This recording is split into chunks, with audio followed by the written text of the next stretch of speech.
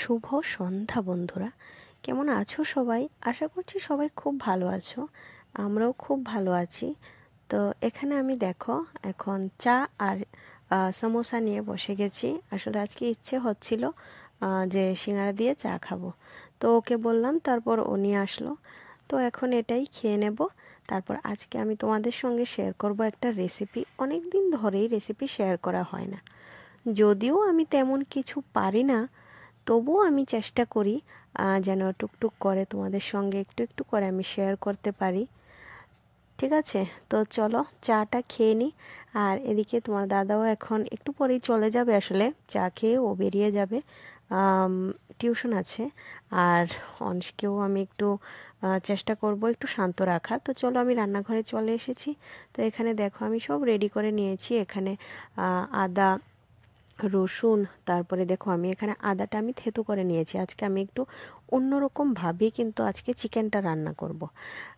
এখানে জিরে, ধনে, তারপরে হলুদ গুঁড়ো, আর এখানে পেস্টের মধ্যে আছে তোমার কাঁচা লঙ্কা, একটু রসুন, আর একটু সামান্য পরিমাণ আদা, যেহেতু আমি আদাটা ফোড়নে দেব। তো চলো আমি এক এক করে দিতে থাকি। এই যে তেল বসিয়ে দিয়েছি, এবার তেলের মধ্যে আমি দিয়ে দিচ্ছি গোটা গরম মশলাগুলি, মানে তেজপাতা, লং, তারপরে এলাচ, এগুলি আমি দিয়ে দিয়েছি। তারপর আমি যে আদাটা থেতো করে রেখেছিলাম সেই আদাটা আমি কিন্তু ফোড়নে দিয়েছি।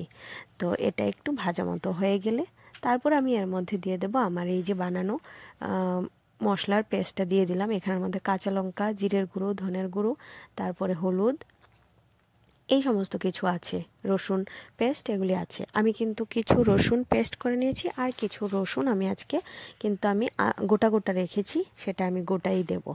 তো দেখো মশলাটা প্রায় হয়ে এসেছে, ভাজা হয়ে এসেছে। তারপর আমি এর মধ্যে দিয়ে দিয়েছি নতুন আলু, মানে এখন মানে শীতের সিজনে যেই নতুন আলুটা বেরোয় না, সেই আলুটা আমি বড় বড় করে কেটে তারপর আমি এখানে দিয়ে দিয়েছি।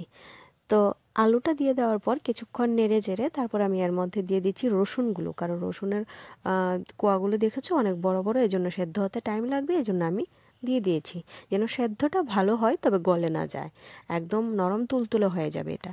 এখানে আমি চিকেনটা ম্যারিনেট করে রেখেছি, মানে আমি চিকেনের মধ্যে রেখে দিয়েছিলাম। চিকেনটার মধ্যে আমি হলুদ, লবণ আর একটু সর্ষের তেল মেখে আমি রেখে দিয়েছিলাম। তো এবার আমি এটাকে ভালো করে নাড়তে শুরু করে দিয়েছি। এটা আমি নাড়তে থাকবো। তারপর দেখো আস্তে আস্তে রান্নাটা সেরে নিই। তো আমার ভিডিওগুলো কেমন লাগে বা আমার রান্নাগুলো কেমন হয় তোমরা কিন্তু আমাকে কমেন্ট করে জানাবে। এই যে দেখো কিছুক্ষণ নাড়াচাড়ার পর আমার রান্নাটা ঠিক এই রকম হয়ে এসেছে। এবার আমি এর মধ্যে পেঁয়াজগুলো দিয়ে দেব, যে কেটে রেখেছিলাম পেঁয়াজগুলো, আমি পেঁয়াজগুলো দিয়ে দিলাম। তো এবার আবার নাড়তে থাকবো। তো দেখো আমি চেষ্টা করি রান্না করার, আমি যদিও অত বেশি কাজ পারি না, তবু আমি চেষ্টা করি। আর তোমরা আমার ভিডিওগুলো কেমন লাগে অবশ্যই কমেন্ট করে জানাবে। আর আজকের ভিডিওটা এখানেই, তারপর নেড়ে চেড়ে নামিয়ে নিলেই হয়ে যাবে চিকেন কষাটা। আমি কিন্তু লবণটা কিন্তু আমি যে আমি চিকেনটা ম্যারিনেট করেছি ওই সময় কিন্তু আমি দিয়ে রেখেছিলাম, পরে তোমরা চাইলে টেস্ট করে দিতে পারো। তারপর আমি এর মধ্যে জল অ্যাড করে দিয়েছি। তারপর আমি এর মধ্যে কি বলে কস্তুরি মেথি পাতাকে একটু ছড়িয়ে দিয়ে দেবো। তারপর আমার চিকেন রান্না কমপ্লিট হয়ে গেছে। তো আমি আজকের ভিডিওটা আর বেশি বড় করছি না, এখানে আমি আমার ভিডিওটা শেষ করবো। আর ভিডিওটা ভালো লাগলে অবশ্যই সাবস্ক্রাইব করে চ্যানেলটা পাশে থেকে। বাই, দেখা হচ্ছে একটা নতুন ভিডিওতে।